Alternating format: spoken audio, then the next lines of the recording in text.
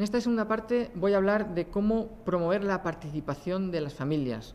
Primero plantearé la pregunta de si realmente participan las familias, si no participan, por qué no participan, de qué formas pueden participar actualmente en el centro educativo y qué medios tenemos o de qué medios disponemos para mejorar esta participación, promover esta participación. En primer lugar, la pregunta: ¿participan las familias actualmente en la escuela? Bueno, yo respondería afirmativamente, y es que sí que participan.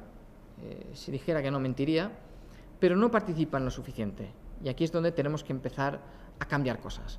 Si analizamos los recientes estudios que se han hecho desde las confederaciones de madres y padres, por ejemplo los de CEAPA, de Jordi Garreta, vemos que los padres no participan en las AMPAs. Estamos hablando que la AMPA es el canal de comunicación directo con el centro. Si los padres no están participando ahí, luego va a ser muy difícil que participen en las actividades diarias de la escuela, ¿no?, del centro. Si preguntamos al profesorado, lo que escuchamos continuamente son quejas. Es decir, se quejan de que los padres no participan mucho en las reuniones, que los padres no asisten a las entrevistas y, como he dicho anteriormente, muchos no van ni a recoger las notas. De hecho, hay compañeros que me dicen que tienen una tutoría con 20 niños, 20 alumnos, y a esas reuniones se presentan 6, 5, 7 padres, madres. Lo que es también muy llamativo es que en estas reuniones, mayoritariamente las que van son las madres. La figura del padre, por desgracia, queda muchas veces relegada en el ámbito o en el espacio educativo. Y es sorprendente. Yo trabajo como tutor de primaria y me ocurre en muchas ocasiones que tengo durante un ciclo, es decir, 2 años, a los mismos alumnos, y se me ha dado ocasiones en los que he conocido a la madre del alumno, pero no he conocido al padre. El padre no ha tenido 5 minutos para asistir, ya no a una reunión, sino a conocer al profesor de su hijo. 5 minutos para decir: oiga, usted es la persona que está 25 horas a la semana con mi hijo. Me ha pasado muchas ocasiones. Y luego, claro, lo ves por la calle a esos padres y conoces a los padres, ¿no? Pero después. Por tanto, las familias, desde la voz del profesorado, no están participando lo suficiente. Cuando preguntamos a las familias, la perspectiva más o menos es parecida. Y la visión o la idea que ellos tienen es que siempre participan los mismos, sobre todo a nivel de AMPA. Siempre son los 4, los 5, los que dirigen, los que controlan la situación. Y en cuanto a las reuniones, pues bueno, van unos, van otros, pero la percepción es que, como hemos comentado anteriormente, hay unas familias preocupadas, implicadas, y son los que suelen participar, los que suelen venir. Casualmente, siempre solemos insistir así desde el profesorado, muchas veces a los que menos falta les hace. Y tenemos que empezar a conectar con estas personas, con estos padres, estas familias que no participan.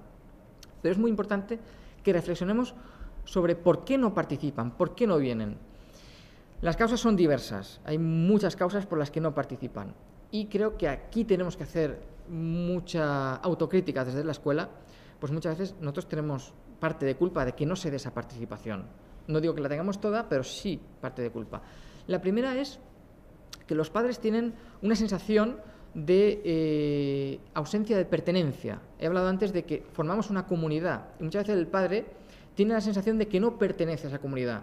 ¿Por qué? Porque los padres van por un lado, la escuela funciona por otro y no hay un lugar de encuentro entre la familia y la escuela. Lo que estamos potenciando, estamos diciendo que las grandes empresas como Apple, como Google, están potenciando el trabajo en equipo, y nosotros, que desde la escuela deberíamos potenciar ese trabajo en equipo, pero no solo equipos de profesores, sino equipo profesores, equipo padres y todos juntos, estamos potenciando el individualismo. Y aquí tenemos que tener mucho cuidado, porque somos transmisores de ejemplo, somos ejemplo de nuestros alumnos, y esto lo estamos transmitiendo también a nuestros alumnos. Además, los padres tampoco participan muchas veces por desconocimiento. No saben cómo participar con la escuela. Y claro, muchas veces la gente se pregunta: ¿pero cómo no saben, si estamos en la era del conocimiento, donde estamos a un golpe de clic y tenemos toda esa información? ¿Cómo pueden participar? ¿Cómo pueden hacer? Si desde la AMPA están dando esa información, ¿cómo? Bueno, creo que muchas veces tenemos la sensación de que estamos transmitiendo bien el mensaje, pero no estamos sabiendo transmitir ese mensaje a las familias. Y tenemos que conectar, enviando unas notas informativas que sean muy claras, muy precisas. Y a veces estamos enviando notas demasiado extensas y, sobre todo, una gran cantidad de información. que los padres al final no saben cómo seleccionar o de qué forma la tienen que seleccionar y acaban por no hacer muchas veces caso a esa información que les están llegando del centro. La tercera es la despreocupación. No participan muchas familias porque están despreocupadas, porque para eso está la escuela, como he comentado anteriormente, delegan en la escuela esa educación de los hijos, pero bueno, creo que este no es el caso de todas las familias, que no todas están despreocupadas, pero sí algunas. Y otras es por desmotivación, es decir, se han cansado de ser siempre esas familias que van, que participan, que asisten, que hacen, que mueven, y al darse cuenta de que alrededor no acompaña, o bien por la escuela o por el resto de padres, esas familias se van cansando, se van desgastando. Y además, desde la escuela, el mensaje que les estamos transmitiendo es que ellos no son los especialistas en educación. ¿Cuántas veces hemos escuchado que aquí el que sabe del tema soy yo? Es decir, el profesor soy yo, y yo sé de esto y usted no tiene ni idea. Creo que hay que cambiar un poco también la perspectiva. Hay que trabajar con muchísima humildad, y el padre al que no se le deja tampoco opinar, porque muchas veces está opinando sobre cuestiones que puede y debe opinar, pero muchas veces tampoco les dejamos. Creo que hay que buscar ese punto de encuentro, ¿no? Por tanto, somos profesionales de la educación, pero podemos compartir con las familias nuestra experiencia. Y además muchos padres tienen grandes dificultades para asistir a las reuniones y no asisten literalmente porque no pueden.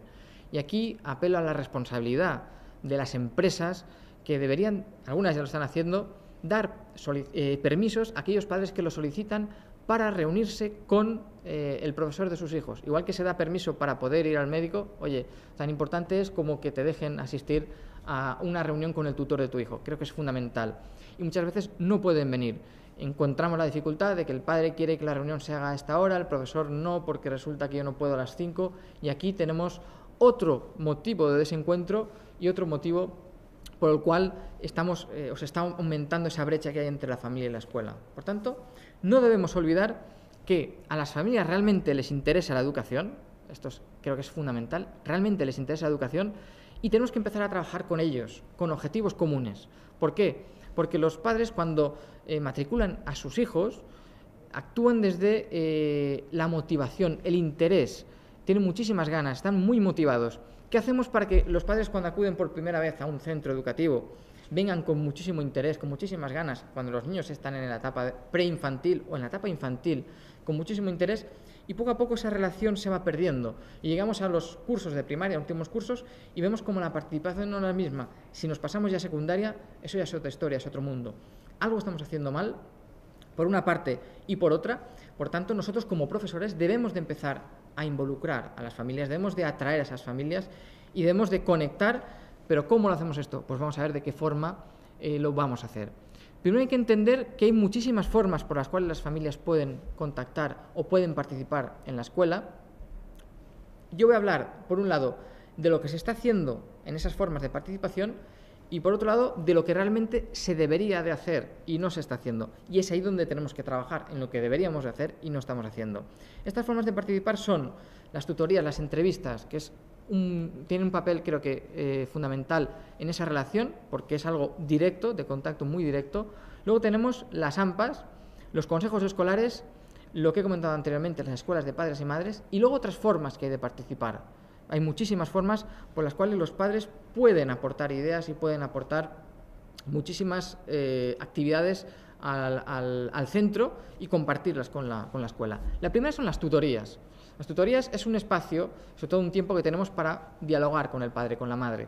Debería ser un lugar de encuentro donde al padre se le permita hablar, al padre se le permita expresarse, y sobre todo en las que son las entrevistas grupales, deberíamos de estructurarlas, organizarlas y prepararlas muy bien. Está ocurriendo en muchos casos que nos encontramos donde esas tutorías y sobre todo esas entrevistas grupales se están repitiendo continuamente. Es decir, estamos repitiendo esquemas, repitiendo patrones. ¿Cómo hacemos esas tutorías? Como las hicimos en el curso anterior. ¿Cómo hacemos esas reuniones grupales? Como se hicieron en el curso anterior. Claro, nos encontramos con padres, madres que tienen 2 alumnos matriculados en el centro y que casualmente son hermanos y que los tenemos nosotros un año y 2 años después lo tenemos al hermano. El padre percibe que la reunión que ha recibido 2 años después es la misma que le hace 2 años con el hermano. Y esto hay que cambiarlo. ¿Por qué? Porque si cambiamos las familias, cambiamos los alumnos, nosotros tenemos que cambiar también la reunión. La realidad es totalmente distinta. Y en ocasiones esa reunión se convierte en algo que tenemos que hacer para cumplir el expediente porque nos lo están mandando y lo estamos haciendo. Hemos de tomarnos mucho más en serio esas entrevistas grupales, esas reuniones grupales, y luego las entrevistas individuales. Se han de preparar y el padre debe percibir que le dedicamos una atención plena, exclusiva al padre. No podemos estar en la reunión y nos interrumpen una llamada, entra a dirección, otra llamada. No, ese tiempo que dedicamos al padre, tenemos poco tiempo, disponemos de poco tiempo, que sea al 100%. Y el padre igual. Y sobre todo, muy importante, cuando el padre o la madre sale de la reunión, siempre con unos objetivos claros. Es decir, si hemos hecho una reunión es por algo, queremos conseguir algo. ¿Qué es lo que queremos conseguir? Esto. Vamos a llegar hasta ahí siguiendo estos pasos. Vamos a emplazar dentro de un mes, dentro de 15 días, volvemos a hablar y vamos a ver si ese trabajo que estamos haciendo durante este tiempo está dando unos resultados. Lo que no puede ser es terminar una reunión, terminar una entrevista sin unos objetivos claros. Y que el padre se va, la madre se va y bueno, sí, nos hemos reunido, pero ¿para qué ha servido esa reunión? Pues literalmente para perder el tiempo, ¿no? Y tenemos que adaptarnos al padre, a la madre y sobre todo teniendo en cuenta que ese padre o esa madre tiene un alumno concreto y todos los alumnos son iguales, por tanto a los padres no se les debe de tratar a todos por igual y cada uno necesita una atención especial, una atención específica, muy importante. Además, luego tenemos otra forma de participar y son las asociaciones de padres y madres, las AMPAs. Deberían de ser el enlace, el nexo de unión entre el centro educativo y las familias, ¿no? La representación de las familias en el centro. Y deberían ser las que colaboraran, las que participaran y las que aportaran muchísimo más valor a la escuela. Pero nos estamos encontrando que muchas veces son las que nos están entorpeciendo el trabajo en la escuela. ¿Por qué? Porque yo digo que siempre hay dos tipos de AMPAs. Tenemos las AMPAs que son inteligentes, AMPAs saludables, y luego tenemos las AMPAs tóxicas, que son las que se dedican a intoxicar el ambiente realmente, ¿no? Las que critican, las que muchas veces vienen influenciadas, ya no por ellas, sino por las propias confederaciones, ¿no? Y se atreven a hablar mal, a poner en duda muchas cuestiones que no son así. He hablado antes de la realidad, de conocer la realidad. Muchas veces estas AMPAs desconocen la realidad y mueven a un grupo de padres a unas sabiendas de que son desconocedores de esta realidad y bueno, se puede hacer mucho daño y de hecho en muchas ocasiones ocurre. Tenemos que trabajar, las AMPAs se deben de integrar y debemos de elevar el número de AMPAs inteligentes en la escuela, debemos de apartar a esas AMPAs tóxicas que, como digo, se mueven por intereses muchas veces no puramente educativos e incluso en muchas ocasiones son intereses políticos y esto no se puede permitir en el siglo XXI en la escuela. ¿Por qué? Porque si el director de la escuela, por lo que sea, pues pertenece a un partido político y resulta que el presidente de la AMPA, al contrario, ya tenemos el lío. ¿Dónde estamos jugando? Educación, política, esto debe de erradicarse fuera de la escuela. Por tanto, las AMPAs deben de trabajar por y para la educación, y esto se tiene muy claro. Hay muchas AMPAs, conozco muchísimas AMPAs donde he colaborado, he trabajado con ellas y lo están haciendo de manera espectacular, pero también conozco las otras y sé cómo funcionan y cómo trabajan en la escuela. Tienen que promover actividades, tienen que promover ideas, tienen que entrar en la escuela, pero para que esto ocurra, muchas veces la escuela debe de abrirse a esas AMPAs. ¿Por qué? Porque hablamos de que no participan, de que no vienen, de que no colaboran, pero en ocasiones somos nosotros, los profesores, los que cerramos la puerta. No, es que no quiero que los padres vengan, no quiero que los padres entren. O desde el claustro o desde el centro. No, es que aquí sí, venís, hacemos tal, pero aquí los que decidimos somos nosotros. Y entonces esa participación no se da porque se da un cierre institucional de la escuela y que tenemos que empezar a abrirlo. Pero este cierre se da, ¿por qué? Porque la sensación que tenemos es de desconfianza. Fíjate estos a qué van a venir. No van a venir a controlarnos a nosotros, no van a venir a fiscalizar nuestro trabajo, porque siempre esa palabra sale, controlar y fiscalizar. Y cuando las familias entran en la escuela, no siempre es para controlar y no siempre es para fiscalizar. Tenemos que cambiar esas palabras, eliminarlas de nuestro diccionario y cambiarlas por colaborar. Las familias vienen a colaborar y vienen a compartir. También desde el consejo escolar, porque en muchas ocasiones se puede participar y las familias participan, pero vemos que la participación tampoco es muy elevada. De hecho, cuando se dan las elecciones a consejo escolar, en los claustros es muchísimo más elevado la participación que lo que se da en las familias. Y luego los miembros del consejo escolar pues siempre son los mismos, son 4 o 5, y entramos también en que ellos, en cuanto conforme está estructurado actualmente el Consejo Escolar, se ven en desventaja porque hay mayor número de representación de los profesores que de las familias. Con lo cual, el concepto que ellos tienen es que están en desventaja y jamás van a poder hacer frente a una decisión importante porque siempre el profesorado actuamos con ventaja. Se ha pretendido equilibrar todo esto, no se ha conseguido y creo que sería una buena forma de poder, siempre que los padres vengan a colaborar y a compartir, porque si vienen con otra actitud, lo que hacemos es esa brecha todavía eliminarla, hacerla más grande. Y al Consejo Escolar se viene a aportar ideas de cómo podemos mejorar la comunidad educativa, de cómo podemos ayudar a nuestros alumnos, de qué actividades podemos realizar, de qué manera podemos participar. Ni el Consejo Escolar ni la AMPA se puede reducir a vamos a organizar actividades de carnaval, vamos a organizar actividades para la fiesta de final de curso. Eso no es un AMPA y eso tampoco es decisión de un Consejo Escolar. Creo que va el trabajo mucho más allá de todo esto y no se está haciendo, porque al final nos reunimos, se hace, se decide, se vota y son en ocasiones incluso reuniones totalmente testimoniales, porque hay que hacerlas, porque nos marca la ley que hay que hacerlas al trimestre, a lo largo del curso, y se hacen, ¿no? Pero esto tenemos que cambiarlo. ¿Por qué? Porque tenemos otro punto de encuentro donde podemos compartir muchísimas cosas, tanto la familia como la escuela. Y por último, tenemos las escuelas de padres y madres. Antes he dicho que la escuela de padres y madres es importantísima y debería de estar en todo centro educativo. Lo que ocurre es que, por desgracia, a cualquier cosa se le llama escuela de padres y madres. Un centro o un AMPA que lo que ha hecho ha sido organizar 2 conferencias, 2 charlas, han llamado a un conferenciante, han llamado a un ponente y han organizado 2 charlas, a eso lo han llamado escuela de padres y madres. Y eso para mí es una escuela de padres y madres. ¿Por qué? Porque una escuela de padres tiene que tener unos objetivos muy claros, muy bien delimitados y tiene que hacer participar a las familias. Es decir, que cuando termina esa charla, esa conferencia, los padres es cuando realmente les surgen muchas dudas y esas dudas no tienen jamás respuesta por parte del ponente, del conferenciante, porque nuevamente desaparece. Además, se suele hacer en horarios donde los padres no pueden asistir, no pueden acudir y nos encontramos en lo mismo. Se organizan escuelas de padres y muchas de ellas acaban desapareciendo. ¿Por qué? Porque la participación es muy baja. Se hace una sesión, se hacen 2 sesiones y posiblemente la tercera sesión se cierra la escuela de padres porque no ha funcionado. Y se dan muchas ocasiones. En todo centro debería participar, el profesorado se debería de implicar también en las escuelas de padres. No puede ser que lo dejemos todo en expertos hablo de psicólogos, pedagogos, a los que respeto muchísimo, pero nosotros como profesionales de la educación, como profesores, también debemos de trabajar en estas escuelas de padres y aportar nuestra visión, porque pasamos muchísimas horas con nuestros alumnos, muchísimas horas con niños y somos los que estamos a pie de aula en la trinchera educativa día a día, ¿no? Por tanto, vamos a hablar de ese proyecto común que tenemos en la escuela de padres, vamos a hablar de nuestras preocupaciones y sobre todo que los padres salgan muy tranquilos de que realmente están haciendo, vuelvo a insistir, y hay que transmitir ese mensaje, de que lo están haciendo muy bien, porque otra de las cuestiones donde ha pecado las escuelas de padres es que el mensaje que se ha transmitido a las familias es que están educando muy mal o que no saben educar.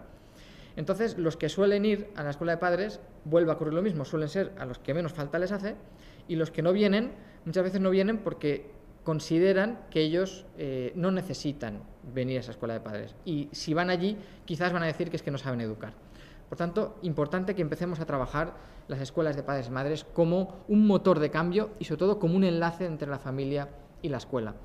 Y la última forma de participar entre la familia y la escuela sería toda aquella que a un profesor, tutor, a un claustro de profesores se nos ocurra que podamos decir. Es decir, usted como padre, como madre, puede venir a la escuela, aportar valor, puede entrar al aula y contarnos su experiencia, porque usted no será profesional de la educación, pero por supuesto que nos puede contar muchísimas experiencias de su ámbito laboral, de su trabajo. Incluso podemos hacer una visita o varias visitas con los alumnos donde usted está trabajando. Si es un dentista, podemos visitar la consulta. Si es un médico, podemos visitar la consulta del médico. Si trabaja en una empresa, en una fábrica, oye, pues vamos a visitar la fábrica, vamos a ver el padre de este alumno qué es lo que hace, o la madre de esta alumna qué es lo que está haciendo, cómo trabaja, qué es lo que está trabajando, cómo lo hace. Todo eso creo que enriquecería muchísimo y además implicaría al padre, en este caso, el estar en el trabajo a pie de aula, porque ve que él también puede aportar y no siempre es el que recibe, ¿no?, desde fuera. La colaboración, porque además de todo esto, los padres han de participar en la colaboración desde casa, es decir, si se ponen deberes, pues bueno, que colaboren en una supervisión de esos deberes. Si el profesor dice que la agenda tiene que estar controlada, que se ha de firmar, pues vamos a procurar estar. De esta forma, también están colaborando con la escuela, porque muchas veces parece que colaborar sea hacer algo. Bueno, hacer algo no, simplemente con el día a día, con esa supervisión, con ese control que llevamos, con ese seguimiento que llevamos de nuestro hijo, de nuestra hija, también están colaborando los padres. Por tanto, no podemos decir desde la escuela, es que los padres no colaboran, es que los padres no participan, lo están haciendo. Lo que pasa es que muchas veces estamos exigiendo mucho más de lo que debiéramos. ¿De qué forma vamos a mejorar esas relaciones? Lo importante es que empecemos a mejorar la comunicación. Yo he aportado 10 ideas para mejorar esa comunicación entre padres y profesores. Si hemos dicho que hablamos un doble lenguaje, lo eliminamos, pero vamos a ver cómo eliminarlo. Lo primero, hablar con sinceridad, sin miedo. Es decir, hay que ir al padre de cara y el padre al profesor igual, sin ningún miedo de que después haya alguna represalia con el niño o que el padre va a hablar con dirección o con inspección. Sinceridad, porque si no partimos del principio de sinceridad, cuando nos comunicamos no se va a dar comunicación. Lo que se va a dar siempre es una discusión y siempre va a aparecer el conflicto que hemos hablado al principio. No queremos conflicto, queremos dialogar. Hemos dicho que para dialogar tenemos que hablar, pero también escuchar. Y en esas reuniones, en esas entrevistas, tanto a nivel de grupo como a nivel individual, muchas veces, tanto los padres como los profesores, vamos a hablar. Sí, mire usted, yo quiero hablar, pero lo que quiero es escuchar, quiero dedicar tiempo. Y cuando un padre se siente escuchado, es un padre que se va contento, porque alguien le está prestando atención al problema que está teniendo.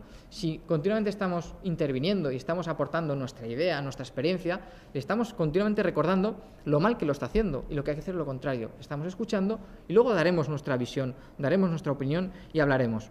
Por eso es importantísimo que trabajemos con las familias desde la humildad. Es decir, yo puedo explicar, yo puedo decirles, yo puedo darles ideas, pero también voy a aprender de las familias. Esto es importantísimo, porque siempre estamos con esa palabra, ¿no? Yo soy el profesional. Bueno, soy profesional, pero también puedo aprender de las familias, también puedo recibir, y seguro que aprendo muchísimo, y además he de reconocer mis errores. ¿Por qué? Porque en el momento en que un padre o un profesor no reconoce que se ha equivocado, y además de asumir ese error, lo verbaliza, es decir, disculpe usted porque me he equivocado, estamos cayendo en el mismo tema, es decir, estamos cerrando una barrera de comunicación. ¿Por qué? Porque me he equivocado y no estoy dando una respuesta, porque me he equivocado y sigo encerrado en mi error, pero no reconozco que me he equivocado. Y ahí lo que hacemos es, otra vez, separar a la familia de la escuela. El padre no se equivoca, el profesor no se equivoca nunca y tampoco el padre. Y hacemos muchas veces oídos sordos de lo que nos dicen, porque muchas veces se nos dicen las cosas con muy buena intención y lo que hacemos es tomárnoslas como algo malo, como algo negativo. Decimos algo y en ocasiones pues lo que acabamos de decir, lo que acabamos de explicar, o no lo explicamos bien y surgen los malentendidos por una parte y por otra. Esto también lo tenemos que mejorar y aprender muchísimo a saber ceder. Es decir, no siempre puedo imponer mi opinión, no siempre puedo dar mis ideas, sino que a veces he de aprender a ceder, y ceder no siempre es perder, porque de esto no se trata, no es un partido de fútbol, no estamos jugando un partido de tenis. Se trata de que a veces tendré razón, otras veces me equivocaré, y he de saber ceder y que realmente darle la razón al que tengo enfrente, porque así lo está expresando y así lo está manifestando. Diga, usted tiene toda la razón y no había caído en la cuenta de que eso era así, pero usted me lo está explicando muy bien y tiene toda la razón. Es importantísimo.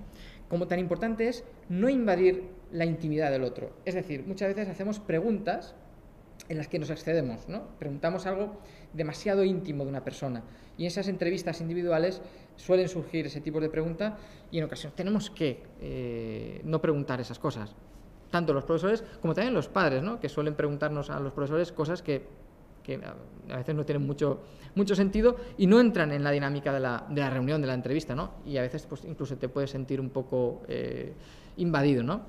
Y finalmente, tener en cuenta que tan importante es aquello que decimos como de qué forma lo decimos.